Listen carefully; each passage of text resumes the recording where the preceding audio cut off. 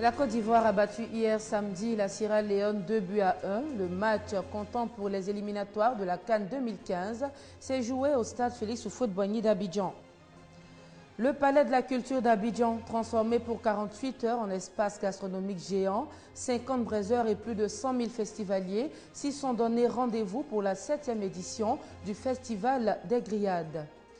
Après plusieurs mois de crise entre la Russie et l'Ukraine, un cessez-le-feu vient d'être signé entre les deux parties. Comment se comporte-t-il sur le terrain? Élément de réponse dans ce journal. Vous suivez le journal sur RTI2. Bonjour à tous. Les éliminatoires de la CAN 2015 s'annoncent plutôt bien pour les éléphants de Côte d'Ivoire. Les poulains d'Hervé Renard se sont imposés face à la Sierra Leone 2-1 hier samedi au stade Félix Houphouët-Boigny d'Abidjan. La Côte d'Ivoire rejoint donc le Cameroun dans la poule D qui a obtenu sa victoire sur la République démocratique du Congo 2-0. Le résumé du match Côte d'Ivoire-Sierra Leone en images.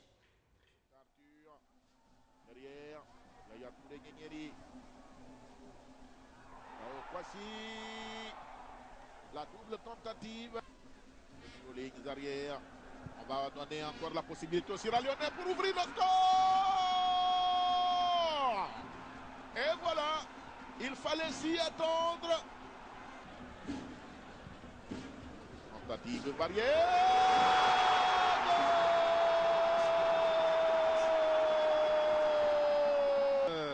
Donc voici.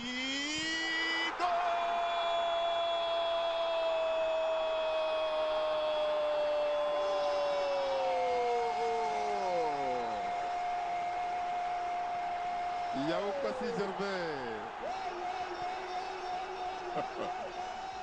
Ces éléphants de Côte d'Ivoire. En bref et en images, les membres de la nouvelle commission centrale de la Commission électorale indépendante CEI sont connus depuis le vendredi 5 août 2014. Youssouf Bakayoko en est le président et je rappelle que ce bureau aura entre autres en charge l'organisation des prochaines élections ici en Côte d'Ivoire. La mairie de Yopougon veut offrir un service de meilleure qualité aux populations qui y vivent. Elle s'en donne donc les moyens avec une séance de formation à l'attention des agents municipaux initiée par le premier magistrat de la commune, Gilbert Kafana Koné. La gestion des affaires administratives, civiles et pénales liées au service de la mairie est l'un des modules dispensés. On en parle avec Serge Gongomin.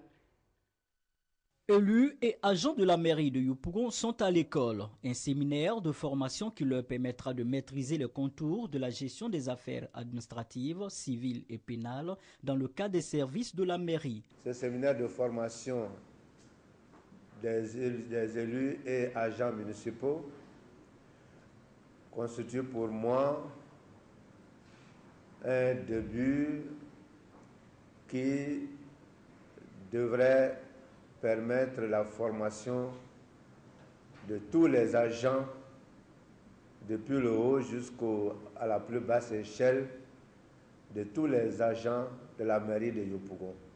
Toutes ces ressources humaines ne sont pas valorisées, reprofilées, de manière à offrir le meilleur service aux populations qui attendent beaucoup de nous. Gilbert Kafana Koné veut également les amener à contribuer de façon dynamique au processus de décentralisation et d'émergence en Côte d'Ivoire. Organisation et fonctionnement d'une administration communale, procédures pratiques d'intervention du policier municipal sont entre autres les disciplines de cette formation. De hauts cadres de l'administration ont été sollicités pour la formation. Ce séminaire de renforcement des capacités des élus et agents de la mairie de Yopougon va durer 3 semaines. Toujours avec Serge Gongomin, parlons à présent environnement. La lutte contre les gaz à effet de serre se poursuit. Bientôt, la Côte d'Ivoire, à l'instar de bien d'autres pays du monde, doit présenter aux Nations Unies son tout premier rapport biennal pour la Convention cadre sur les changements climatiques. Comment est élaboré ce document? Reportage. Le réchauffement climatique a des répercussions dangereuses sur la température et la vie des populations. Le phénomène est très souvent provoqué par l'émission de gaz à effet de serre.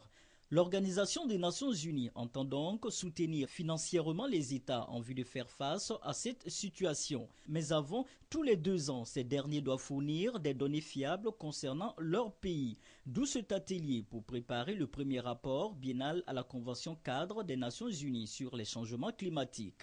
Les gaz à effet de serre, les gaz qui viennent de la combustion fossile, c'est le carbone et c'est l'essence. C'est l'industrie. La concentration de ces gaz dans l'atmosphère a été multipliée par des millions de fois. Et donc ça perturbe tout le système climatique. La Côte d'Ivoire, comme tous les autres parties prenantes de la Convention cadre des Nations Unies sur le changement climatique, essaie de faire le point, voir comment est-ce qu'on peut évaluer la vulnérabilité de ces gaz à effet de serre sur notre production d'agriculture. L'effet des gaz et autres polluants de l'environnement sont plus ressentis dans les pays industrialisés. Mais ce n'est pas une raison pour croiser les bras en ce qui concerne nos pays. La Côte d'Ivoire aura plus de difficultés pour pouvoir réagir par exemple face à un phénomène de sécheresse ou bien à des pluies trop importantes. Donc l'agriculture risque d'en partir et par conséquent l'économie. Il faut prendre dès maintenant des mesures d'adaptation pour pouvoir juguler un peu ce problème et puis prévoir finalement les différentes sécheresses qui peuvent avoir lieu suite au changement climatique. Représentant le ministre de l'Environnement, de la Salubrité urbaine et du Développement durable, Nassere Kaba a exhorté les participants à mettre leur intelligence au profit de cette rencontre de collecte d'informations afin de produire un document de qualité. Rappelons que c'est le 20 novembre 1994 que la Côte d'Ivoire a ratifié la Convention cadre des Nations Unies sur les changements climatiques. Rendons-nous maintenant dans la commune de Port-Bouët. Environ 700 enfants âgés de 5 à 15 ans y ont participé à un centre aéré dans le cadre des vacances scolaires qui s'achèvent d'ailleurs dans quelques jours. Les festivités marquant donc la fin de ce centre de loisirs ont eu lieu sur l'esplanade de l'hôtel communal de Port-Bouët. F. Boué, Serge Gongoma. Une journaliste, 2 invités et un reportage. Il s'agit d'une émission fictive consacrée à la préservation de l'environnement. Devant parents et visiteurs, ces enfants âgés de 5 à 15 ans ont fait montre de leur talent à travers chants, danses, défilés de mode et confection d'objets d'art. Une cérémonie qui met fin à 3 semaines d'activités récréatives et culturelles. Des activités axées sur la participation de l'enfant à la préservation de l'environnement. Pour Moussa Touré, représentant le premier magistrat de la commune de Port-Bouët, il est question de faire adopter des comportements éco-citoyens aux enfants, tout en les occupant sainement. Je peux dire à mes amis d'être propres, parce que quand on est sale, ça nous donne des maladies, et puis c'est pas bon. Et puis maintenant que l'Ebola est de l'actualité, il faut être très propre. Il y a un autre aspect, une autre dimension, c'est le fait de rassembler des enfants de différents quartiers dans 5 à 6 ou 7 colonies de vacances dans la commune. Il y a un brassage, une dynamique qui rentre de plein pied dans le cadre de la réconciliation et autres. Ça commence déjà par les enfants. Ce sont au total 695 enfants qui ont participé à ces centres aérés, avec des pas de danse bien rythmés, certainement des derniers pour ces vacances scolaires, car la rentrée des classes pointe déjà à l'horizon. Joël Tchédré, c'est ce réalisateur togolais qui est le vainqueur du Grand Prix Kodjo et Bouclé du meilleur film Clap Ivoire 2014.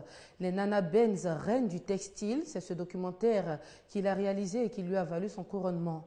La finale de ce concours panafricain de court-métrage a eu lieu vendredi 5 septembre à l'Hôtel de la Culture, c'est dans la commune de Cocody. On fait le point de la 14e édition de Clap Ivoire avec notre spécialiste culture Serge Koléa. Le Togo est le grand vainqueur de la 14e édition de Clap Ivoire. Ses 2 représentants ont remporté 5 prix, y compris le Grand Prix Kodjo et Bouclé Clap Ivoire 2014 décroché par Joël Maka Tchédré. Son documentaire Nana Benz, les reines du textile africain, a fait l'unanimité au sein du jury.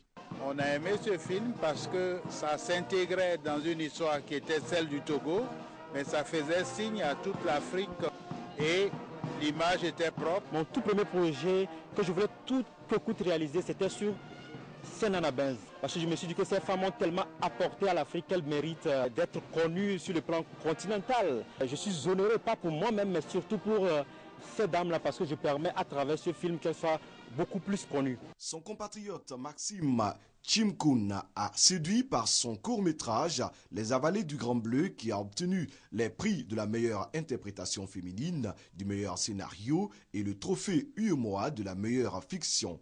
Une vingtaine de films soumis à l'appréciation du jury, de quoi se faire une idée des potentialités de la relève du cinéma africain.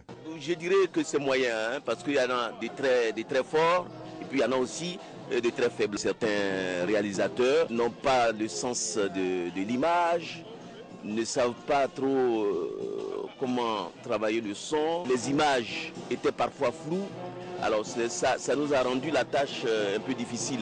C'est pour cela que vous avez pu remarquer que la plupart des films qui ont eu certains prix sont revenus à 2 ou 3 reprises. Plusieurs prix intermédiaires ont été décernés au cours de cette soirée palmarès. En bref et en images, le top départ de la 7e édition du Festival des grillades d'Abidjan a été donné hier. Plus de 100 000 amateurs de grillades se sont donné rendez-vous au Palais de la Culture. Plusieurs innovations cette année, la présence du Royaume du Maroc en tant qu'invité d'honneur et surtout l'absence sur toutes les grilles de la viande de brousse comme pour contribuer à la lutte contre Ebola. Il faut noter aussi que le Festival des grillades édition 2014 prend fin ce dimanche à minuit. Le point complet dans nos prochaines éditions. Un mot de religion avant d'aborder la page internationale de cette édition. Il s'agit de l'église évangélique Bethel Rock Ministries de Yopougon qui a célébré hier 6 septembre ses 5 années d'existence, doublée des 25 ans de ministère de sa fondatrice. Une célébration autour du thème « L'Éternel est mon berger » que nous rapportent Godefroy Okambawa et Léon Bro.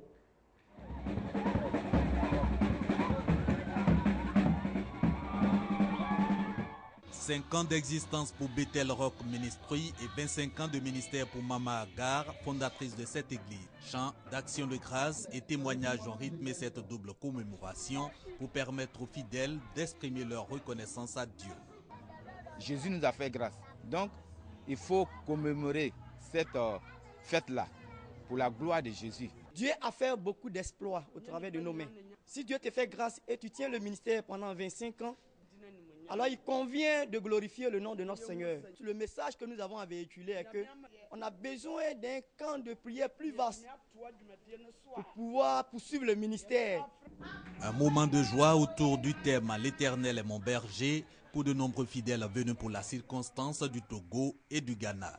Ils ont été invités à cultiver l'amour du prochain, la paix et la cohésion sociale. La ville de Dolotown, près de l'aéroport international du Libéria, est depuis plus de 2 semaines placée en quarantaine.